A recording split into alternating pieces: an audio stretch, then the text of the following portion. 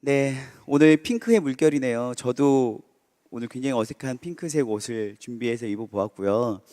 오늘 보니까 우리 청년들이 정말 대단하다라는 생각이 좀 들었습니다. 무슨 말이냐면 사실 저희 진행팀에서 지난주에 잠깐 이야기했어요. 다음 주에 있을 위드워십은 드레스 코드가 핑크입니다라고 이야기했더니 또 우리 모든 청년들이 어디서 구해왔는지 다들 이런 옷이 있으신가 봐요. 저는 샀는데 다들 구하셔가지고 저렇게 어디에서 핑크색 옷을 구하셔가지고 저렇게 입고 오셨는데, 아무튼 이 정도의 그 연합의 능력이라면 충분히 저희가 어떤 일들도 해낼 수 있지 않을까라는 생각이 듭니다. 아무튼 너무너무 감사합니다. 지난주가 무슨 주일이었어요? 부활절이었어요. 부활주일이었고, 부활주일은 예수님을 안 믿는 사람들이 알기에는 뭐 어느 정도 지식은 있으니까요.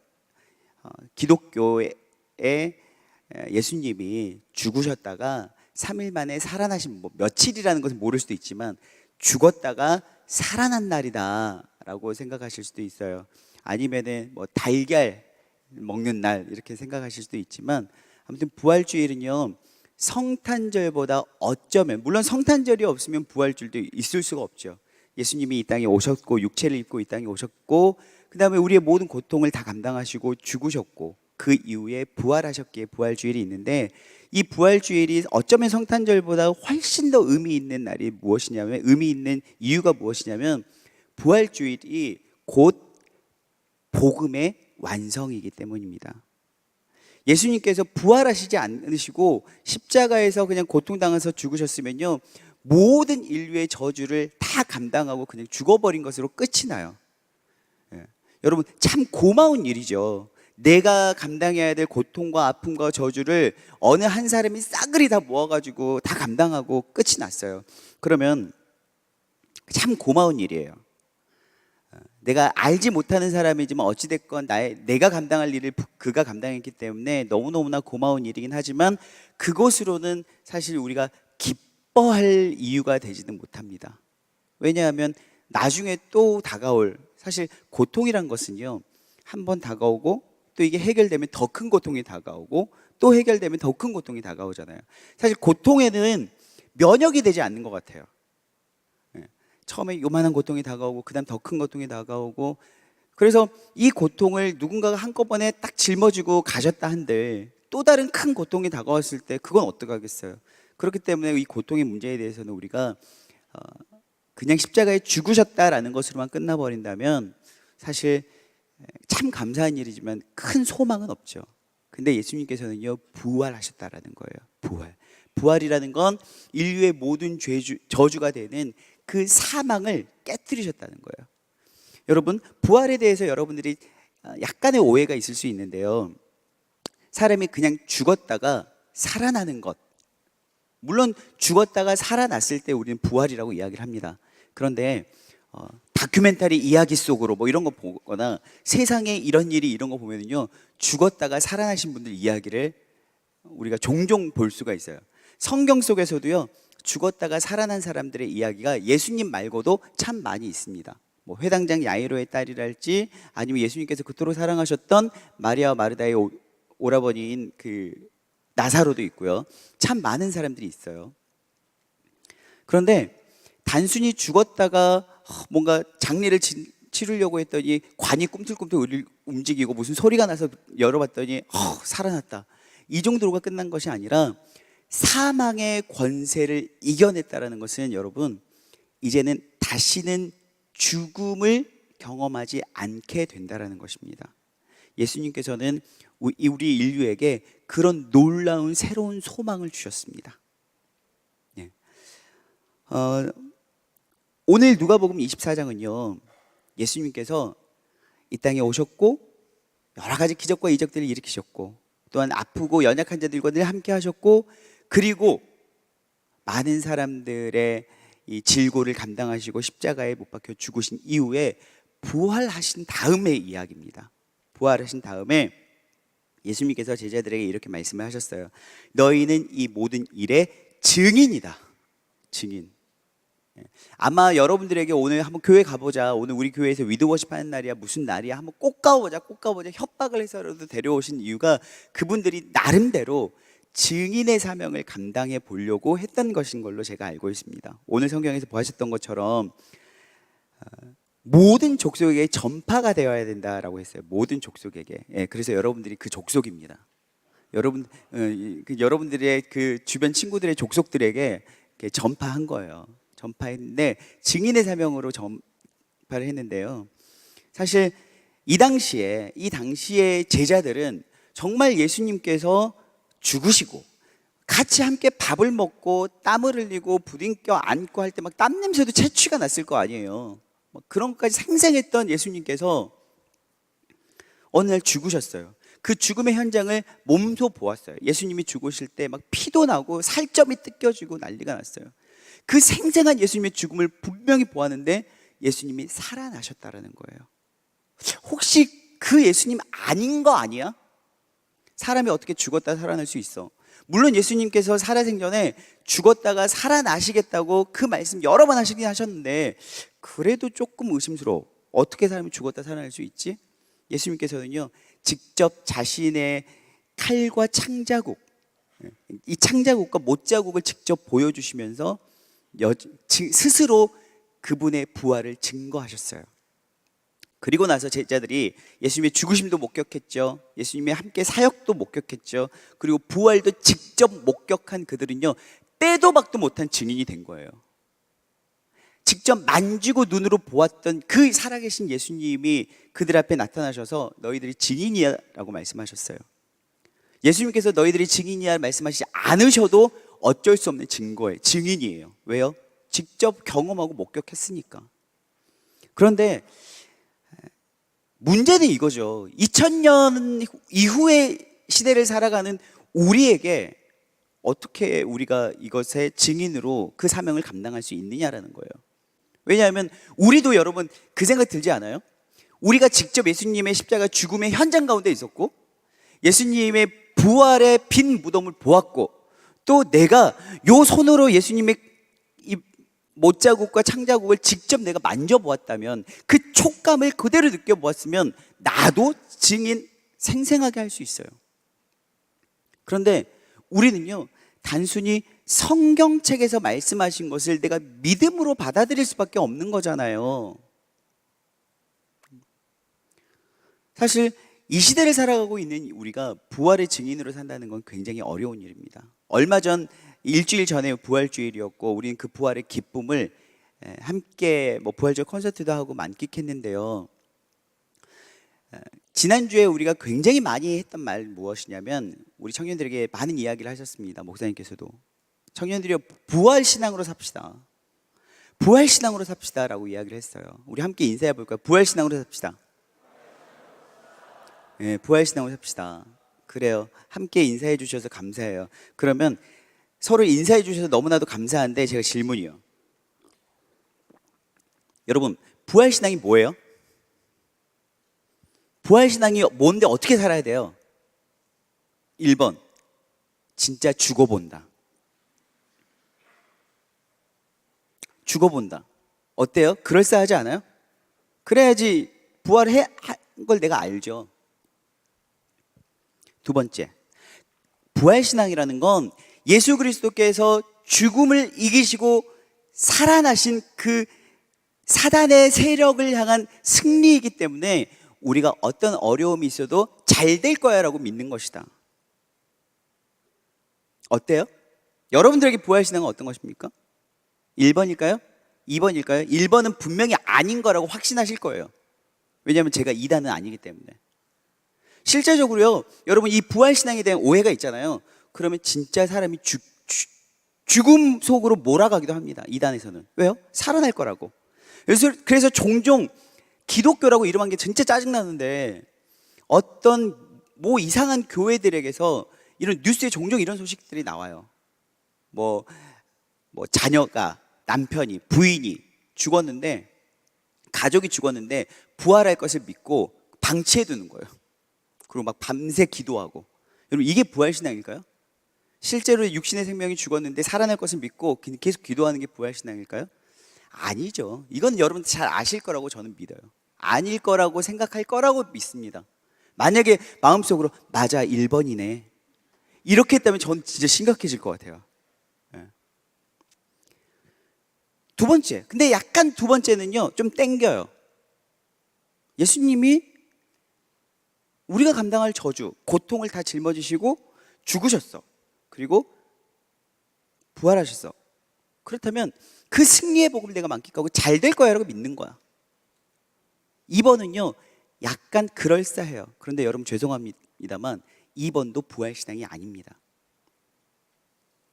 부활신앙이 뭘까요? 부활신앙이라는 것은요 우리가 흔히 많은 크리스찬들이 이야기하는 막연한 긍정주의가 아닙니다. 부활신앙이라는 것을 그냥 무조건적 긍정주의로 받아들이는 사람이 참 많아요. 잘 될 거야, 잘 될 거야, 화이팅, 화이팅. 여러분 우리가 한번 속아봤잖아요. 잘 될 거야. 여러분들 삶 속에 다가오는 고난들 잘 될 거야, 잘 될 거야 한다고 해서 잘 되시던가요? 아니에요. 안 된 걸 우리는 잘 알아요.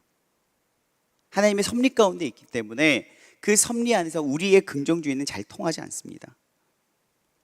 여러분 저는 오늘 여러분들과 우리가 잘 알고 있는 말씀 한 구절을 나누려고 합니다. 누가복음 9장 23절입니다. 시작.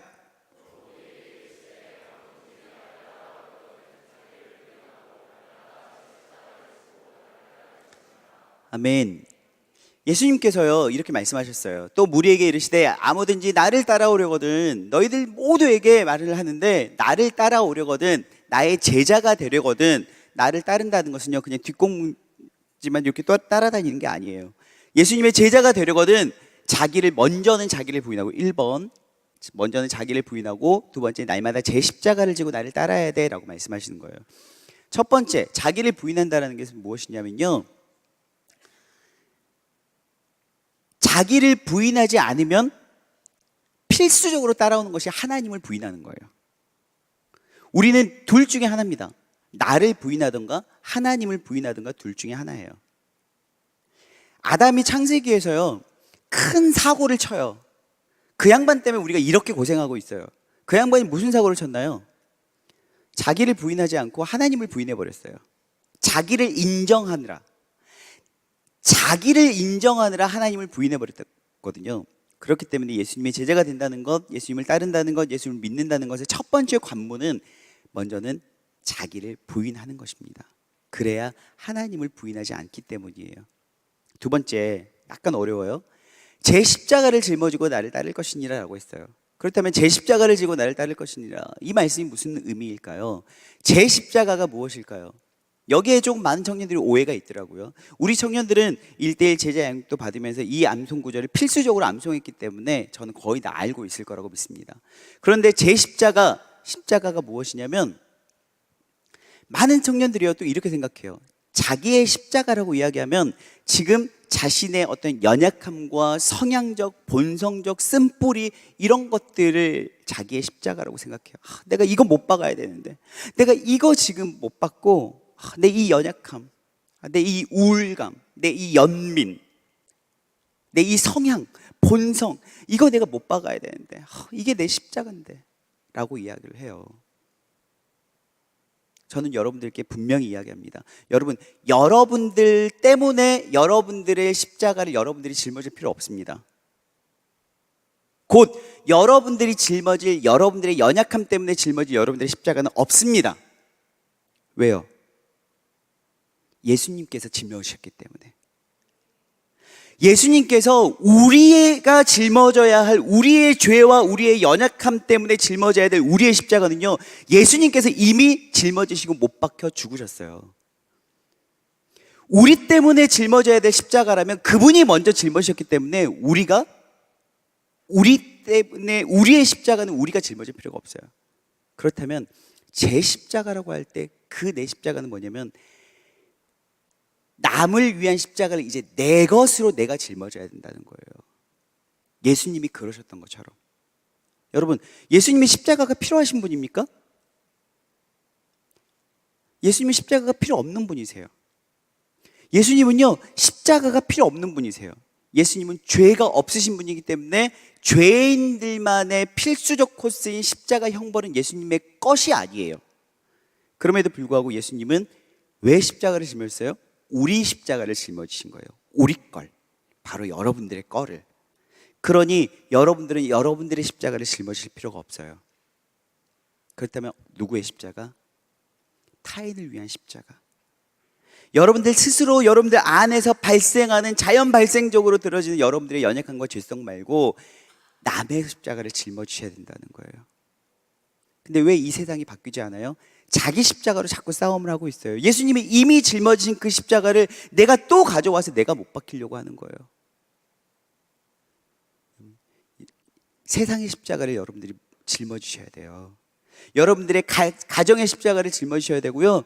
오늘 교회 한번 와봐 했잖아요. 이제 큰일 났어요. 그분의 십자가를 여러분들이 짊어지셔야 되는 거예요. 그분의 십자가를 내가 짊어져 주지 않으면 너 예수님 따르는 사람 아니네 바로 티나요. 바로 뽀록 나요. 여러분, 우리는요 그의 십자가를 짊어져야 되는 거예요. 그것을 내 것으로 고백할 수 있어야 돼요. 야, 미안하게 왜 그래? 내가 짊어질게. 왜 내 걸 네가 가져가? 아니야, 됐어. 이제 내 거야. 내 십자가가 그 십자가예요. 사랑하는 여러분, 세상에 세워진, 아니 여러분들의 가정과 여러분들의 친구들과 여러분들의 이웃의 그 연약함을 여러분들이 감당할 때, 그때 비로소 세상이 변해요. 사실 여러분, 여러분들의 연약하면 여러분들이 짊어지고 있나요? 아니던데요. 사실 저는 제 주변에 자기가 연약함을 가지고 있다고 막 씨름하고 힘들어하는 청년들이 있어요. 그러면 지도 힘들겠지만 제가 더 힘들어요. 그 성질 때문에. 막 성질 부리고 막 그러잖아요. 그러면서 그래도 난 뒤끝 없어. 지만 뒤끝 없으면 돼. 그 온통 피해를 우리가 다 받았는데.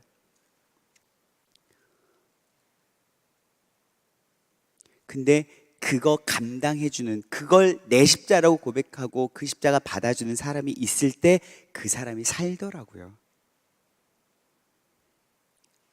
여러분, 그 십자가 감당해 보세요. 사실 내 십자가는요, 내가 막 다른 사람들한테 막 전가하고 티내고 이러기 때문에 사실 내 십자가로는 내가 안 죽더라고요. 근데 남의 십자가 내가 감당해 줄 때, 그때 비로소 내가 죽음이 무엇인지 경험해요. 아, 나 짜증나 죽을 수도 있겠구나. 내가 이 인간의 이 십자가 내가 감당하려니 짜증나 죽을 수도 있겠구나.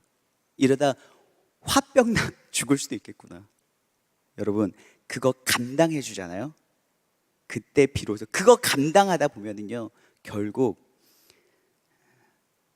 여러분들 안에서 새 일을 행하시는 그 주님을 보게 되세요. 여러분, 죽은 사람이 스스로의 의지로 무언가 할 수 있나요? 아니요, 못해요. 죽은 사람은 누가 살려주어야 돼요. 기절만 해도 내 힘으로 할 수 없어요. 죽지 않고 기절만 해도. 죽은 사람이 무엇을 할 수 있어요? 아무것도 할 수 없어요. 부활은요, 내 힘으로 무언가를 개척하고 승리를 일구는 것이 부활신앙이 아니에요.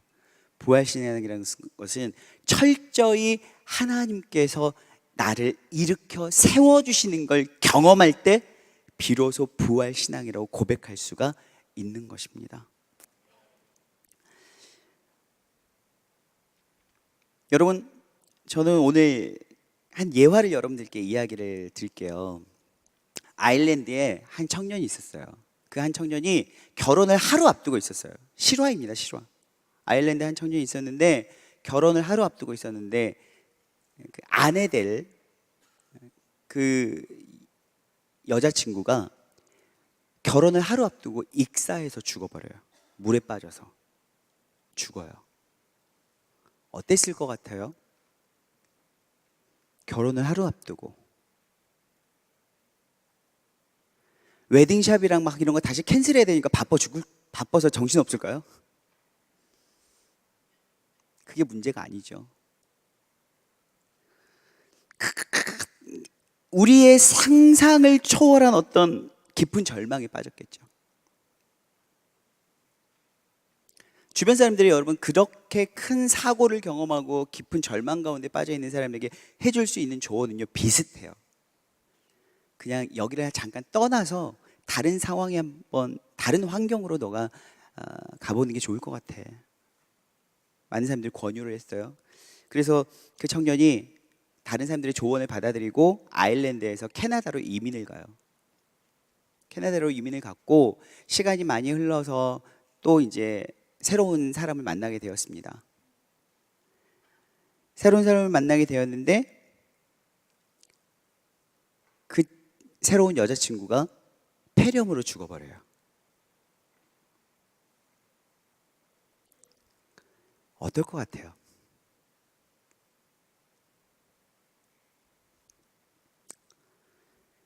그래서 너무너무 힘겨운 거예요. 절망의 구렁텅이, 정말 절망의 구렁텅이로 빠졌죠.